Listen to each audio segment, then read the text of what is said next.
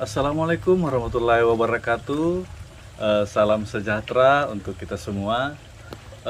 Saat ini saya lagi berada di Desa Datara, yang merupakan salah satu dari desa di Kecamatan Bontoramba, di mana jarak tempuh kurang lebih 16 km dari ibu kota Kabupaten Jeneponto. Eh, Desa Datara memiliki penduduk kurang lebih 4.000 jiwa dengan luas wilayah kurang lebih 823 hektar.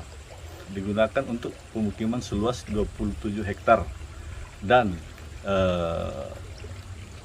perkebunan 485 hektar serta lahan persawahan 311 hektar yang tentunya berbanding lurus dengan mayoritas penduduknya adalah petani. Kondisi wilayah yang mayoritas petani dengan persawahan tada hujan dapat memiliki potensi kesejahteraan masyarakat berada di bawah garis kemiskinan.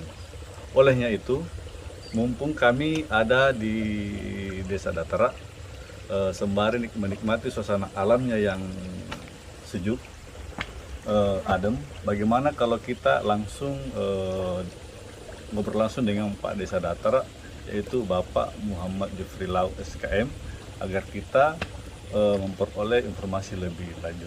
Assalamualaikum Pak Desa. Waalaikumsalam warahmatullahi wabarakatuh. Bagaimana kabar Pak Desa? Alhamdulillah sehat. Mohon izin Pak Dek, meluangkan waktunya Siap, sebentar. siap. Berdasarkan data dan informasi dari Desa Datara,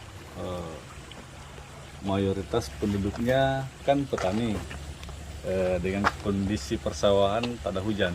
Baik, jadi Desa Datara ini memiliki persawahan kurang lebih 300 hektar dengan kondisi tada hujan, dan sebagian memiliki irigasi, teralir dengan irigasi teknis, tetapi tidak semuanya, sehingga ini berpotensi untuk tidak terpenuhinya kebutuhan pangan masyarakat. Nah, kondisi seperti ini kan dapat mempengaruhi kebutuhan primer masyarakat, seperti ketersediaan pangan berdasarkan musim ketersediaan air bersih dan pendapatan, sehingga kesejahteraan masyarakat dapat berpotensi berada di bawah garis kemiskinan. Bagaimana menurut tanggapan Pak Dek? Baik, jadi potensi kemiskinan dengan situasi seperti ini dapat saja terjadi akibat antara lain terjadinya gagal panen akibat karena sawah tada hujan yang tidak tercukupi, sehingga berpotensi meningkatkan pengangguran. Apabila pengangguran meningkat, otomatis mempengaruhi angka kemiskinan. Seperti itu barangkali. Jika itu masuk bagian dari kategori kemiskinan atau kemiskinan ekstrim, bagaimana Bapak mengidentifikasi? Baik, jadi untuk mengidentifikasi angka kemiskinan, sekarang kan sudah ada namanya IDM, Indeks Desa Membangun, yang kita peroleh dari suatu program yang namanya SDGs, Sustainable Development Goals.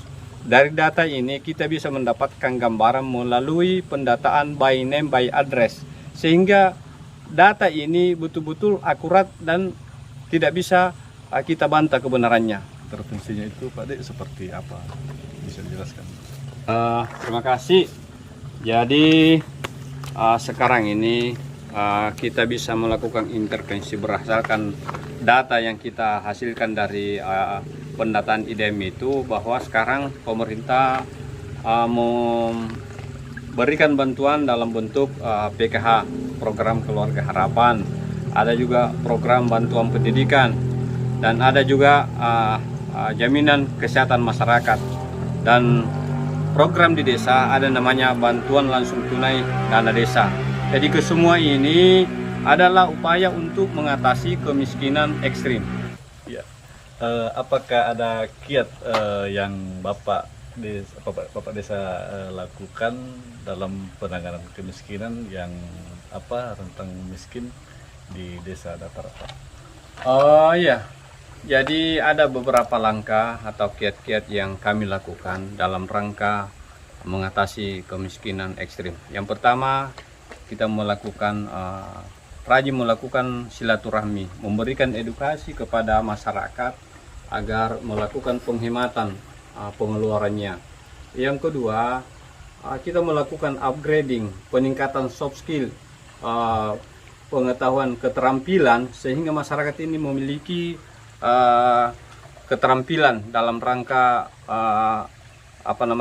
mengatasi kemiskinan. Dan yang ketiga, kita melakukan upaya kerjasama dengan balai latihan kerja misalnya untuk mengutus warga desa untuk mengikuti pelatihan-pelatihan pelatihan teknikal, latihan menjahit, latihan mesin, servis AC dan lain-lain. Ini adalah upaya-upaya untuk mengatasi kemiskinan ekstrim.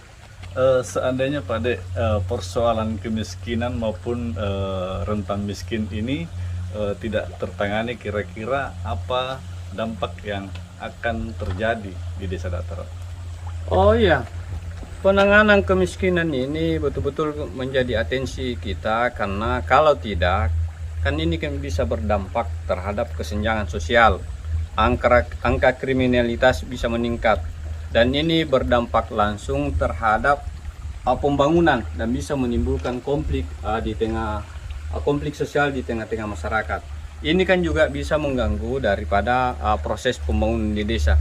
Oleh karena itu, mengenai isu kemiskinan ekstrim ini betul-betul kita harus antisipasi dan kita harus atasi secara global dan secara komprehensif. Terakhir Pak Dek, selain beberapa pemecahan di atas dalam rangka pengentasan kemiskinan pemerintah di desa, juga harus melakukan hal-hal yang dapat mengurangi kemiskinan itu, seperti tanggapan Bapak. Seperti apa tanggapan Bapak? Baik, jadi kan begini, dalam rangka mengatasi kesenjangan kemiskinan, alangkah baiknya pemerintah memperluas pembangunan jaringan irigasi dalam rangka peningkatan intensifikasi pertanian, pembangunan jalan yang menuju kepada kantong-kantong produksi pertanian, listrik dan lain-lain, pembangunan pengadaan air bersih dalam rangka meningkatkan kesehatan masyarakat, karena ini adalah bagian dari kiat untuk menuju yang namanya IPM, Indeks Pembangunan Manusia, sebagai indikator dari kemajuan suatu daerah, seperti itu. Luar biasa ini Pak Dek. Kami sebagai pendamping desa mengucapkan banyak terima kasih karena sudah diajak di kolam ikan ini Pak Dek. Dan ini mungkin bahan referensi ke depan untuk bagaimana kemudian Desa Datara ini lebih maju ke depan sesuai dengan tagline Desa Datara 4 pilar terdepan. Ya, saya juga mengucapkan terima kasih kepada Pak pendamping ini, menjadi penyemangat bagi kami selaku pemerintah Desa Datara dalam rangka membangun kemitraan dan kerjasama dengan pendamping desa. Sekali lagi saya ucapkan terima kasih. Terus ikhlas berjuang